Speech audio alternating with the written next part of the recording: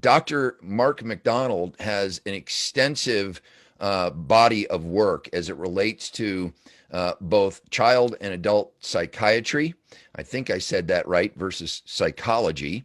So I really am pleased that we've got the benefit of someone that can help us to unpack both the physical as well as the mental impact of these lockdowns.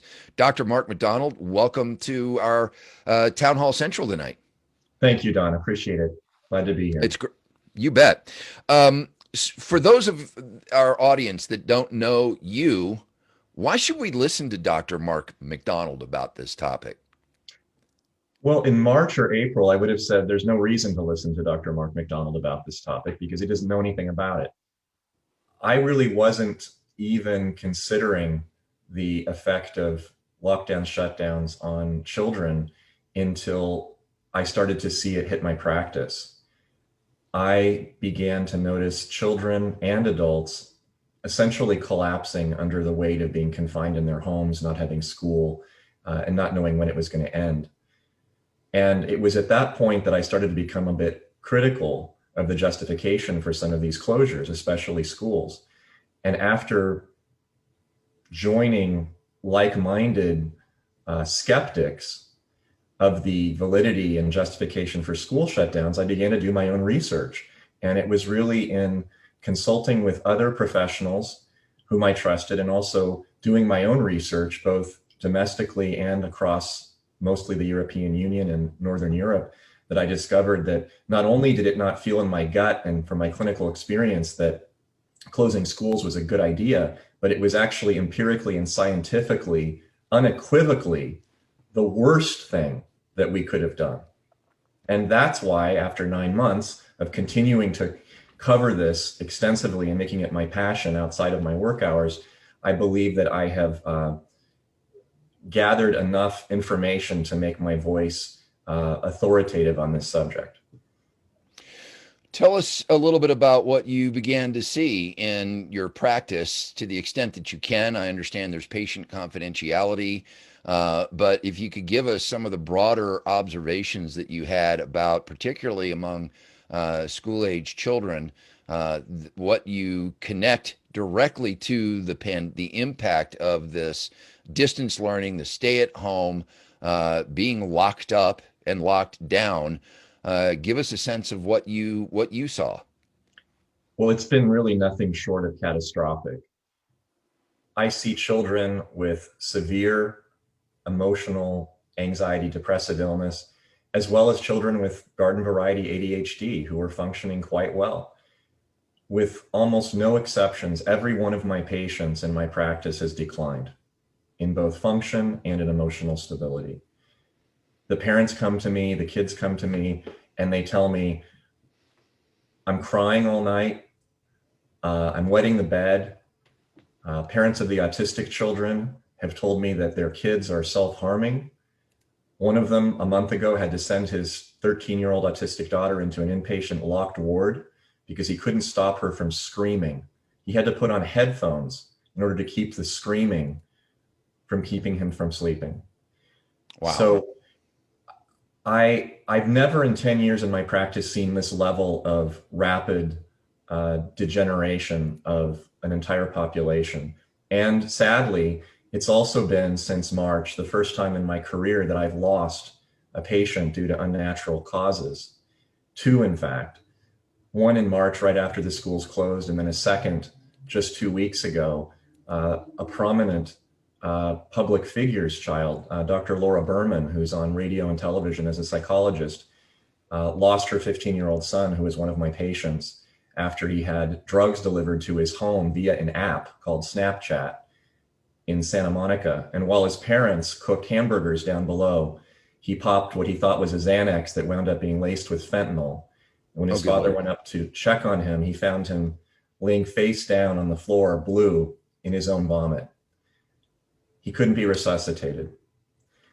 This boy was not even depressed or anxious. He was a garden variety ADHD kid, but he was bored because he was sheltering at home so that he could be safer at home. And safer at home meant that they lost their child. I know for a fact that this is happening all over the country, and a lot of it isn't even being reported. In Las Vegas, the suicide rate doubled this academic year from 9 to 18.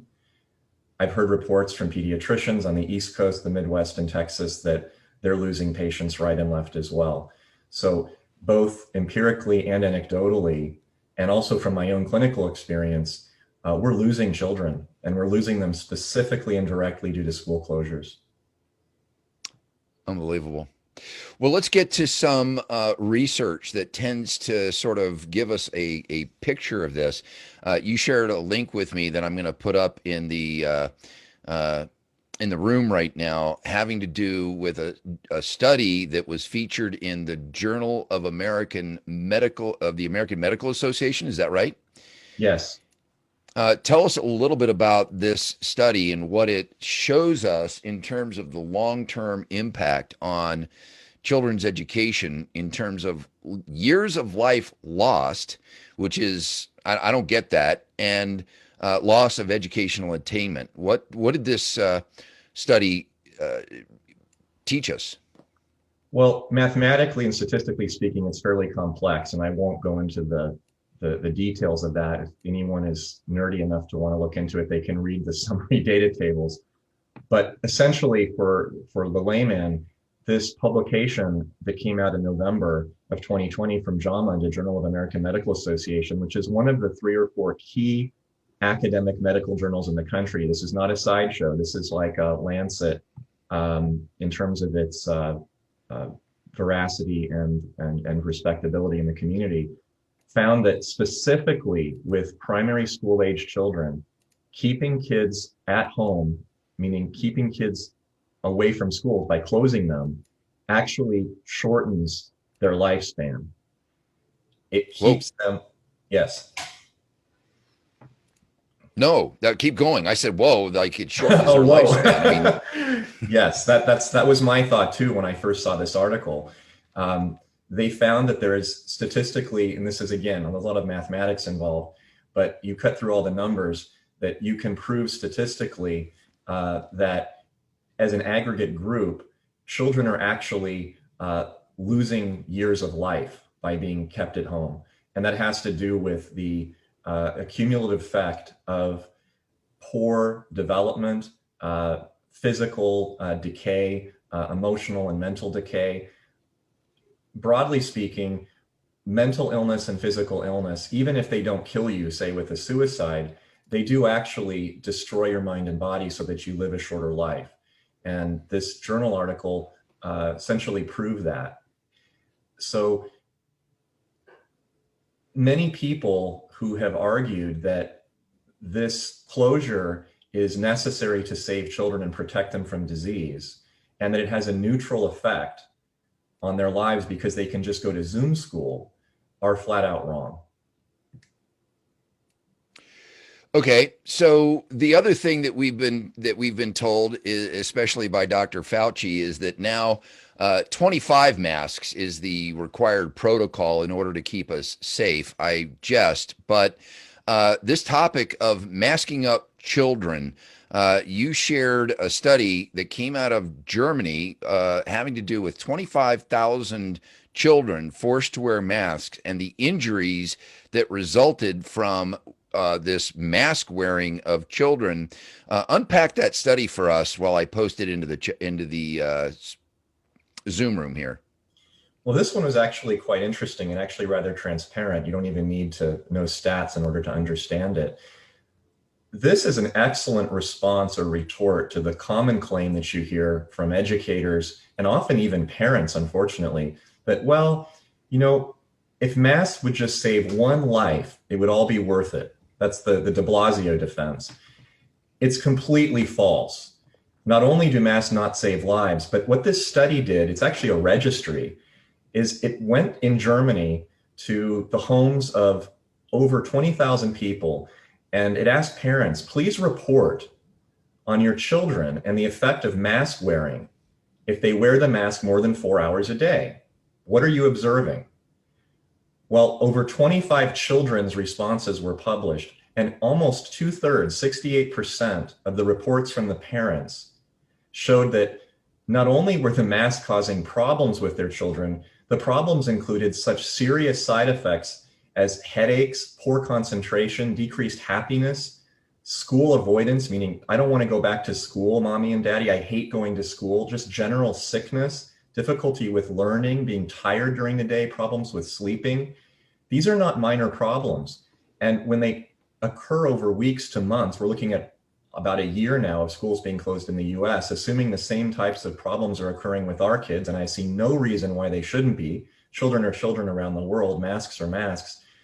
We're actually creating a cumulative drain in mental and physical health on the children. And this sort of tandems in with the article I just discussed with the JAMA, except this is much more concrete. This is actually observational. It's not a scientific statistical analysis. It's an actual registry from 20,000 parents and their own observations of children in Germany. This is what's happening all over the country in the United States, have no doubt. So anyone that tells you that masks are fine, masks are neutral, it doesn't bother the kids, it's simply not true.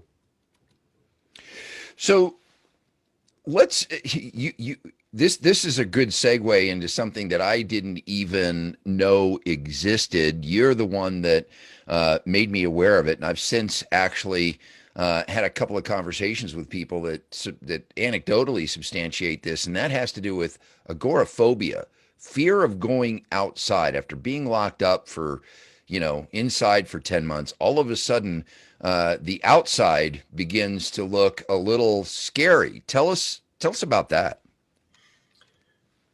Children are very adaptable. They adapt to their environment, even if it's not in a healthy way. Before this giant pandemic government shutdown, lockdown occurred, children were very attached to telephones, to devices. I actually traced the rise of anxiety and depression in children to the development of the smartphone, the Apple iPhone 1 that came out 2009, 2008, something like that. The fact that children are now locked in front of a computer and on a phone all day long means that all of their social interaction is going through a screen, all of it. Some children don't even play with friends in their own home or in their own yard. The parents won't allow it. And if they do, sometimes the schools will then ban them from going back to school again if they have hybrid campus structures.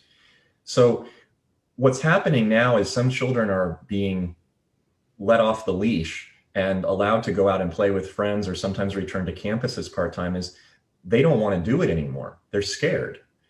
Children have developed a fear of being outside and being with friends. And it's understandable. If you tell a child either through words or through directed action that if you leave the house or you leave the house without a mask, that you're going to kill someone, that you're a danger to society, why would children, after 12 months of being told and shown this, suddenly decide that as of this morning, it's perfectly safe for me to go outside and I'm no longer a danger? That doesn't make any sense. I had a parent of a child tell me 6 months ago that after being locked inside the house week after week, one day he told his daughter, you know what, screw this, we're going out, we're going to take you to the beach. She loves swimming. She loves going to the ocean. This was in the summer in Los Angeles. The little girl grabbed her father's leg and started crying. And she said, Daddy, Daddy, Daddy, we can't do that. We can't do that. He said, why? You love the beach. You love swimming. What's wrong? She said, Daddy, we can't go to the beach. She was insistent. He asked her again, why? And she said, because there are other people there. This little girl was scared to go to the beach because she thought that she was going to kill the adults. Wow. Unbelievable. When you and I were first talking, one of the things that I shared is the time span perspective of a child. If you take a child who's 10 years old that's been locked up for a year, that, discounting the first 2 or 3 years of life, which, nobody really clearly remembers in terms of being able to establish a benchmark for, starting the start of life experience and the memory of that. So essentially for a 10-year-old, their recollection is 7 years. They've been locked up for an entire year of that 7 years, which means that of the history that child has to look back on, that would be like an adult being locked up for, my age, 10 years.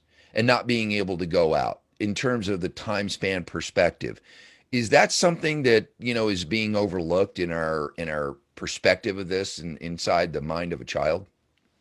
Well, my opinion is that we have closed schools not to treat children and protect them from harm, but to treat our own anxiety as adults. I said that back in May at the OC school board meeting, and I believe that's still true. And as Will Swain was saying, the rationale to keep schools closed by the teachers union really has nothing to do with protecting students. It really doesn't even have anything to do with protecting adults. It just has to do with protecting their own asses. So we've evolved from treating adult anxiety to just burnishing our own pockets with extra vacation time and checks. And I think adults have lost sight of the fact that the effect on children is not so minimal. For a 40, 50, 60-year-old adult to lose a year of life is certainly a sacrifice and a loss, but it's not going to permanently upset his growth and development.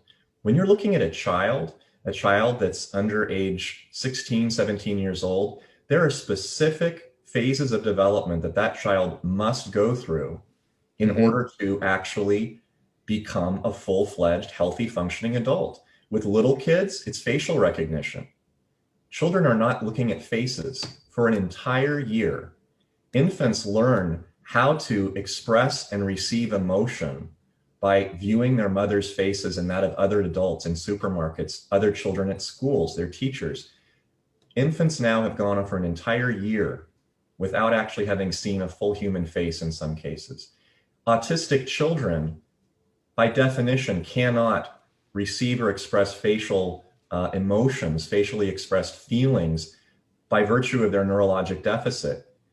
I suspect that we have already ensured that we're going to have an entire generation of children of specific ages who will develop some form of autism, not because they were born that way, but because it was forced on them by society because they couldn't see faces. You just move on up the chain on the ladder. The next few years, it's socialization, being able to accept loss with equanimity, to win without gloating over sports, to be able to play and express aggression in a healthy way. With girls, to be able to support and nurture their friends, to be able to share toys. All of these things have been eliminated from these kids. And then you look at teenagers, adolescents, and teenagers learning how to socialize with the opposite sex, how to develop the ability to be interviewed and to speak in order to prepare for jobs, college admissions. All of these things are disappearing, and it's not like you can go back and redo them. They're lost. And as the years progress, I expect that the next generation of adults, who are now the children and the youngsters, the adolescents and the teenagers, are going to suffer their entire lives with permanent slices of their lives eliminated, almost as if you took a laser and just slashed part of their brain away, because they have been locked in a home for an entire year. And God knows what that's actually going to look like. I can only guess, I can only speculate. We have not had this kind of experimentation on a massive scale in human history. Unbelievable. Let's move to how this is impacting the way that kids are acting out. You shared with me that in the beginning of this, that the number of calls to suicide hotlines in LA, in your area, spiked hugely. Tell us a little bit about how the kids are acting out. I mean, from their access and use of drugs to, contemplating ending their lives. Give us a sense of where that is, and then I'll close us out by sharing with you some brand new information that's come to me from a very reliable source about this here in Riverside County. Well, from the very beginning, suicidality skyrocketed. Back in April, I co-authored an article published in the LA Daily News, along with Dr. Brian Boxer-Wachtler, an ophthalmologist here in Santa Monica, Beverly Hills area, based upon an interview with the director of the D.D. Hirsch Suicide Hotline, which is located in Century City.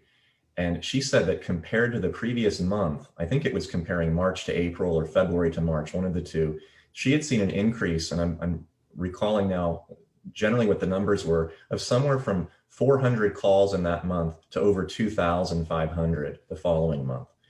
Wow. Over 30 days. Now, this is all ages, so not just kids, but adults as well. But we can speculate that a large number of those suicide calls were from teenagers, and a certain percentage killed themselves. So suicidality and deaths were going up within 1 month of the school closures. That's that first patient that I said that died in my practice. She died within 1 month of the school closures of a fentanyl overdose after she lost access to her boyfriend, her family, and her school. Since then, behaviors have worsened, and including drugs, including runaways, including self-harm, including unprotected sex, promiscuity. It's all gotten worse. Every single category of misbehavior has gotten worse, particularly in homes where there's a single parent or no parent, or the kids are poor, they live in a ghetto. Because the schools, unfortunately, have become a kind of social services center where food, supervision, and reports on child abuse are monitored and taken care of. And they're no longer doing that because all the kids are just sitting at home on Zoom. Unbelievable. And the information flow about this, you mentioned the suicide hotline, but the actual suicides, it seems like that's being hushed up. We're not getting the information, the statistics about the cost in terms of the way that these kids are acting out everywhere from the laundry list of things you said. Where would we typically get that information? How do we get it? How can we make this more public so that people that have platforms, people like myself, people like you or Will that has a website, Larry, who's coming up next, can point to this, and we can. I mean, the damage is done, I guess. At this point, we really all we can do is contain it, I guess. But where would we get this information? Why isn't it readily available? Well, I've been very frustrated this entire year because this is the one stat that I have been unable to acquire. In general, cities, counties, states, and the federal government tabulate suicide data by age, by location, and it's published in a report that comes out of to some degree, the CDC. I've looked high and low, and I can't seem to find anything for 2021. You can get data up through 2020, but once you hit 2021, it seems like it's all disappeared. I am suspicious that this data is being suppressed and it is being hidden, because if it were to be revealed, that is the one stat that would unite all adults, all parents of all political stripes, colors, ages, immigration status, you name it. No parent wants to see their child die. And this stat, whatever it really is far, far worse than it has been in the last 5 to 10 years. I have absolutely no doubt, but I cannot find the number. I do not know where to get it. And if I ever do find it, it's going to go immediately up on my Facebook page and my Twitter feed, because I want everyone to see it. That, more than anything, would completely obliterate any last vestige of the lie that keeping schools closed and locking kids indoors is not causing irreparable harm. That is a big lie. We've been lectured this week in Congress about the right-wing media being a misinformation source, and we're not getting the information that we need in order to understand the impact of this. Literally, with both Will, with you, with Larry, we could go on. I mean, we could talk with you guys for an hour. Unfortunately, we're out of time right now. All right, guys. Thank you so much, Dr. McDonald. Appreciate you being with us here on Town Hall Central, and we'll look forward to continuing the conversation with you as some of these things become more known. Thank you for being here, and thank you for sharing your work. Thanks a lot. I appreciate the opportunity. You bet. All right.